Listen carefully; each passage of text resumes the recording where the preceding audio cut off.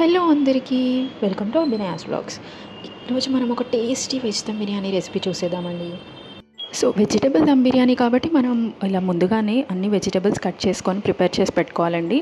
దీనిలోకి మేము cauliflower, beans, carrot, beetroot, capsicum, ఆలు ఇవన్నీ కూడా కట్ చేసి ప్రిపేర్ చేసి పెట్టుకున్నాము. అండ్ టొమాటోస్ కూడా తీసుకోవాలి. అండ్ దీనిలోకి మనం మసాలాస్ యాడ్ చేసుకోవాలండి. లైక్ కారపొడి కానీ, అండ్ ధనియా పొడి, జీరా పొడి, అండ్ దీంట్లోకి అల్లం వెల్లుల్లి పేస్ట్ కూడా యాడ్ చేసుకోవాలి.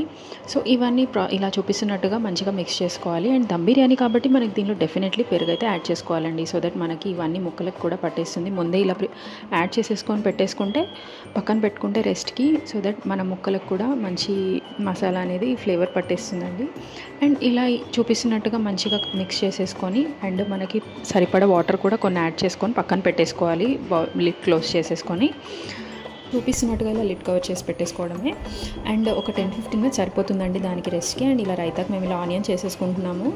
అండ్ ఇక్కడ మనము ఈ మసాలాస్ అనేవి తీసుకోవాలండి. ఈ మసాలాస్ తీసుకొని ఈ ముందుగా ప్రిపేర్ చేసుకున్న మిక్స్చర్ అనేది మనం స్టవ్ మీద పెట్టేసుకొని ఆన్ చేసేసుకోవాలి. అది హీట్ అవుతుండగా మసాలాస్ యాడ్ చేసుకున్నాము. అండ్ ఇక్కడ మనం ముందుగా వాష్ చేసి పెట్టుకున్న బాస్మతి రైస్ 2 కప్స్ తీసుకున్నాము ఇక్కడ. సో ఈ 2 కప్స్ ఆఫ్ బాస్మతి రైస్ని మంచిగా వాష్ చేసేసుకొని ముందుగానే మేము ఇక్కడ బాయిలింగ్ వాటర్ పెట్టేసుకొని దాంట్లోకి మసాలాస్, షాజీరా అండ్ ఒక బే లీఫ్ ఇవన్నీ యాడ్ చేసుకున్న ఆ వాటర్ హీట్ అవుతుండగా ఆ రైస్ అనేది దాంట్లో వేసేసుకోవాలి. అది 80% కుక్ అయ్యాక మళ్ళీ ఇలా దమ్ బిర్యానీకి చేసుకున్నట్టుగా లేయర్ వైజ్గా బిర్యానీ ప్లస్ ఇలాంటి ఈ మిక్స్చర్ని లేయర్స్గా 2 to 3 లేయర్స్గా యాడ్ చేసేసుకోవాలి. యాడ్ చేసుకుంటూ ఇలా స్లోగా యాడ్ చేసేసుకోవడమే. అండ్ ఈ rice layer and 1 layer of mixture, and లాస్ట్లో కొద్దిగా ఆ వాటర్ పడేయకుండా మనము ముందుగా బాయిల్ చేసుకున్న వాటర్ని కూడా కొద్దిగా యాడ్ చేసుకోవాలి. సో దట్ ఫ్లేవర్ ఎన్హాన్స్ అవుద్ది.